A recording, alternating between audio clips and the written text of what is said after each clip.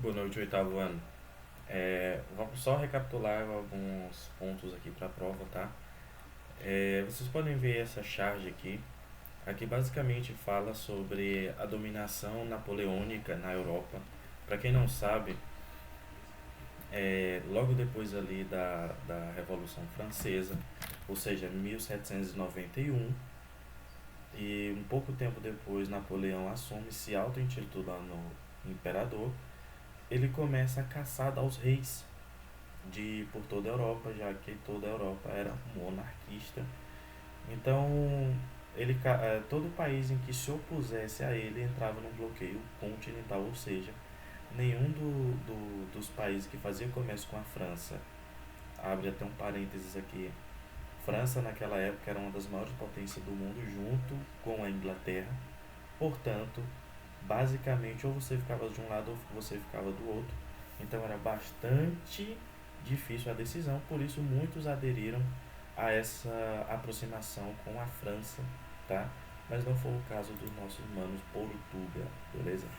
Então quando ele fala que o mar é a saída, a vinda da família real para o Brasil, eita como romantiza, amigão, os caras estavam ferrados. Quando eu falo os caras, eu estou falando os portugueses.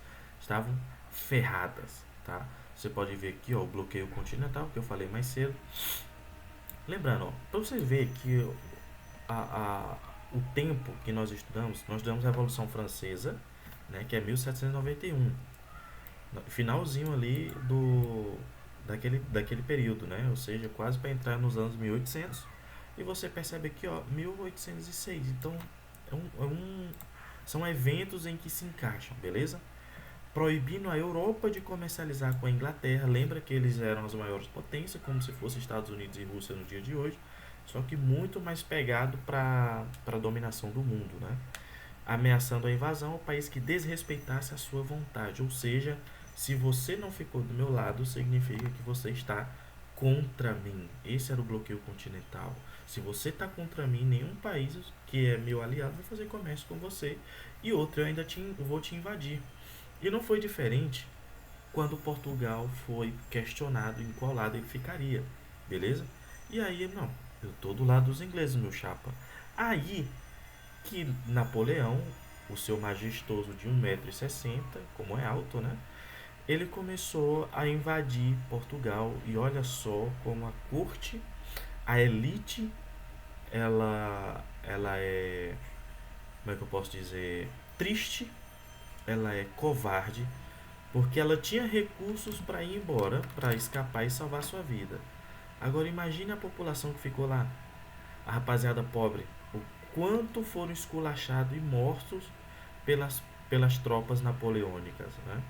Enfim, Carlota Joaquina, que era a esposa do cara, quase foi pega. Como? Porque ela queria levar muita joia, eu já falei isso em sala. Ela queria levar joia pra caramba. E aí, claro, nenhum pobre viajar. É óbvio, né? Eita, Joaquina. Se fosse eu, Dom João, eu tinha expulsado ela da charrete. Ela queria levar a joia. Tanta joia que as tropas napoleônicas perceberam que a família imperial estava fugindo. E aí, os ingleses conseguiram ajudar na fuga, ou seja, protegendo o barco deles até a chegada aqui no Brasil. Porém, pega meio mal, né? Dom João adorava, quando eles chegaram aqui, né? Dom João adorava, passava horas fora da casa imperial. Joaquina, ela odiava aqui, odiava, tá? Porque, primeiro, não tinha onde ela esbanjar tanto o seu luxo, tinha, né? Mas estou falando não parecido com a Europa, onde ela estava. E essa vontade dela de estar na Europa, de se sentir na Europa, foi tanta que trouxeram ali pombos, construíram escolas, ó, informação de prova, construíram escolas, construíram templos, igrejas majestosas, construíram bibliotecas, inclusive algumas dessas escolas estão em funcionamento até nos dias de hoje. Biblioteca, enfim, para ela se sentir num lugar culto, etc, etc, etc. Tá? Mas a primeira coisa nas questões políticas internacionais que a corte portuguesa fez ao chegar no Brasil foi a abertura dos portos, ou seja, a comercialização, porque, poxa, vocês já entenderam que a Carlota ela já era esbanjadora, certo? Como ela era esbanjadora e já veio para um lugar que ainda não tinha as mesmas coisas que ela tinha na Europa, de onde vai vir esse lucro? E aí? A primeira coisa foi: vamos abrir os portos? Vamos, mas também eu vou aumentar os juros da população, que, poxa, eu preciso ter os meus luxos, né? Carlota também precisa, Carlota também é gente, olha só, certo? Então, só recapitulando, foram expulsos de Portugal pelas tropas napoleônicas, deixou os portugueses a Deus dará, a pura sorte.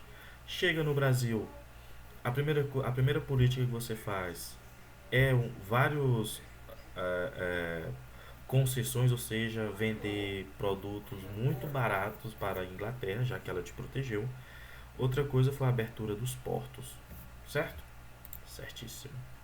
E aí a gente fala: a colônia deixou de ser colônia, a abertura dos povos e o fim do monopólio português. É claro que é o fim do monopólio português, porque agora não é só Portugal que controla Brasil, é Portugal, Inglaterra e quem tem um comércio muito favorável com nesse caso, o então Reino do Brasil, beleza? Outra coisa, vocês lembram uma coisa que foi quebrada? O tal do Pacto Colonial. Pacto Colonial. O que era o Pacto Colonial? Nada mais era do que um acordo, claro. A gente fala acordo porque, né, é para vocês entenderem melhor. Mas foi uma imposição de Portugal para a sua colônia Brasil, onde todos os itens e achados no Brasil só poderiam ser comercializados com a sua metrópole, ou seja, o país que explora, o reino, o império, o país que explora aquele território, nesse caso era Portugal. Ou seja, de modo mais fácil para entender, Brasil só podia fazer acordo com Portugal. Só que quando acontece aquilo tudo, onde a família imperial vem, isso tem que deixar por causa daqueles motivos, né? Luxo, modernizar Rio de Janeiro, e essa modernização saiu caro, portanto, aumentamos os impostos para a sociedade e também abrimos os portos para todo mundo comprar, vender de nós, certo? Tranquilo? Aqui temos a atividade. E aqui eu falei para vocês que o Brasil, logo depois, ele tinha que ter uma determinada identidade, né? Então, de 1808, lá em 1815, ou seja, a partir de 1815, Brasil assina ali, no caso Dom João, assina um tratado onde eleva o Brasil à condição de reino. E esse status ficou de 1815 a 1822, beleza? Ó, 1815 a 1822, tranquilo. Olha só a cara aí, ó. Tá vendo como os imperadores, os manda-chuvas as famílias imperiais da Europa, eles serviam como um deus? Eu sempre enfatizo isso aqui porque eles sempre vão deixar ou querer ser parecido com a divindade. Vamos lá. A ideia de Jesus Cristo. Jesus Cristo não é caracteristicamente europeu, certo? Mas ele nasceu num continente onde pessoas de pele clara não é tão comum. Lembrando, isso aqui não é um questionamento da fé de ninguém, é apenas o modo de que os europeus daquela época sempre se enfatizam como perto de Deus, ao lado de Deus, tá? Se veem como um Deus. Inclusive, aquela parte do preconceito contra os indígenas é uma das ideias de superioridade deles, que eles se afirmavam ter, beleza? E aí, ó, 2 aninhos depois em que o Brasil é reino, e tem toda aquela desvalorização de que, poxa, quando os portugueses chegaram aqui, Pernambuco era a capitania hereditária mais badalada, que tinha os maiores impostos, etc. Foi sendo deixada de lado a Revolução Pernambuco, a capitania hereditária de Pernambuco. E aí, paizão, e aí começaram a valorizar a família imperial lá no Rio de Janeiro. E Bahia também, porque, né, claro, Bahia foi onde aportaram. E onde tinha uma das suas maiores populações. Então, Rio de Janeiro e Bahia foi passando ali, ou desculpa, Pernambuco foi passando ali por secas que provocou morte, gente morrendo de fome, e etc. E Rio de Janeiro tendo festa. Dom João adorava tomar um biricutico, né, e dar uma festa. E aí o rapaziada do Pernambuco se sentindo de afastado, disse assim, poxa, antigamente nós éramos ali bem cuidado, né? Porque dávamos lucros, depois que o lucro desceu, ninguém se importa. E aí o sentimento de contrariedade, ou seja, o sentimento de revolta foi tomando espaço e começou a ter uma determinada irritabilidade contra Dom João. E aí, paizão, e aí que depois de ter passado por tudo isso, eles ainda começam a ter contato com ideias iluministas, com ideias. Lembra que essas ideias iluministas foi é, a que influenciou ali a Revolução Francesa, aquela coisa de liberdade e tal.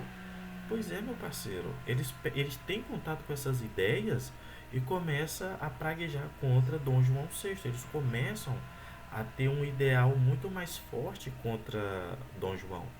E aí, ó, eles unem ali os militares, até padres, eles reúnem comerciantes, os fazendeiros, reúnem a turma inteira, o bonde inteiro para protestar contra Dom João.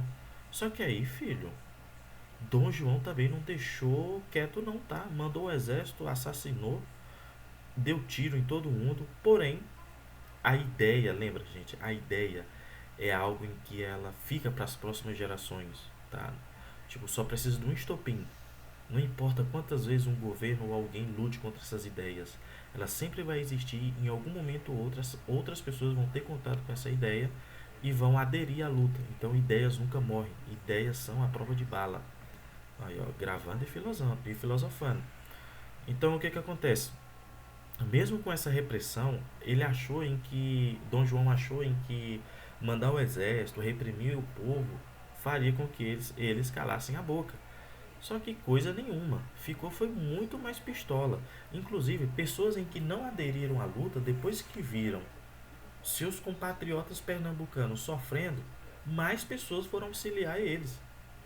E aí só cresceu o movimento, cara, pedindo a diminuição dos impostos, etc.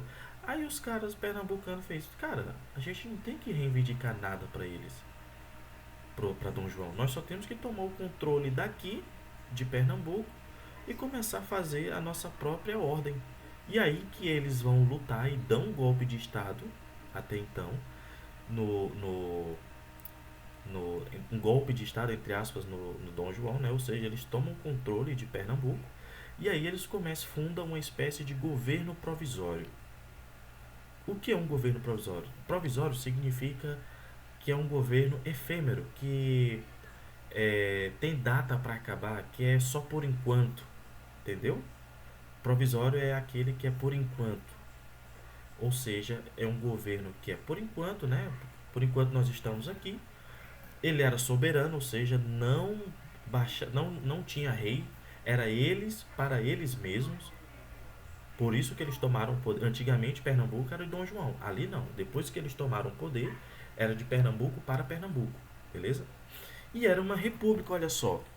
Era uma república. E eles começaram a diminuir os impostos dele mesmos ali, né? Aumentaram o salário dos militares. Eles tiraram privilégio ali dos portugueses dentro de Pernambuco, né? Tipo, português, o governo pernambucano vende madeira, aço, etc., mais barato para os portugueses. Agora você vai pagar o preço justo que todo mundo paga, não tem essa, certo? E olha só, gente, como era à frente do seu tempo. Eles dão tolerância religiosa, ou seja, qualquer pessoa de Pernambuco era livre para expressar seus cultos religiosos. Não importa se você é espírita, macumbeiro, cristão, Não importa. O que importa é que você é livre pela sua religiosidade. E para o Brasil, essa ideia era muito errada. Para o Brasil, nesse caso, para quem era ainda parte do reino. Então, para você que era ainda à frente do seu tempo, tá? Outra coisa, liberdade de expressão. Se eu tivesse algo contra o governo, eu poderia dizer. Diferente em de um rei, se eu criticasse um rei, eu perdia a minha cabeça, literalmente, tá? Então essa foi literalmente ali a Revolução Pernambucana. Resumo, a rapaziada se irritou com a desvalorização, com as festas de Dom João e os aumentos dos impostos, que foi uma das primeiras medidas que Dom João chegou e já pôs, né? E para piorar, um ano antes da Revolução, Pernambuco passou por uma seca em que deixou arrasado as plantações, muitos pessoal morreram de fome. Eles deram um golpe e tomaram o poder de Pernambuco e tiveram ali algumas medidas para melhorar a própria situação, que foi a diminuição de impostos, o fim dos privilégios portugueses, a liberdade de expressão e a liberdade de culto religioso. Ponto. Beleza? Tranquilo. Só que aí, professor, quanto tempo durou? Ah, meu parceiro. Meu parceiro. Começou ali em 1817, certo? Só que ali, por início ali de 20 de maio, o Dom João literalmente pegou o governo de volta. Ou seja, no mesmo ano, Dom João tomou o controle. No mesmo ano. Aí acredito, o que que acontecia? Guilhotina. Perde a cabeça, infelizmente. Certo? Sobre essa questão aqui, ó. Esses aqui são bem mais fáceis. Deixa eu ver. Aqui. Em Portugal, liberalismo e recolonização. Aqui é literalmente o dia do fico. Eu não pus essas questões porque eu ainda não comentei em sala, tá? Ela nem é tão grande e não dá para vocês estudarem em cima das buchas para a prova. Então eu não pus. Nós vamos falar isso aqui devagarzinho na sala, beleza? Então é isso. Até mais. Buenas noites. Valeu. Falou.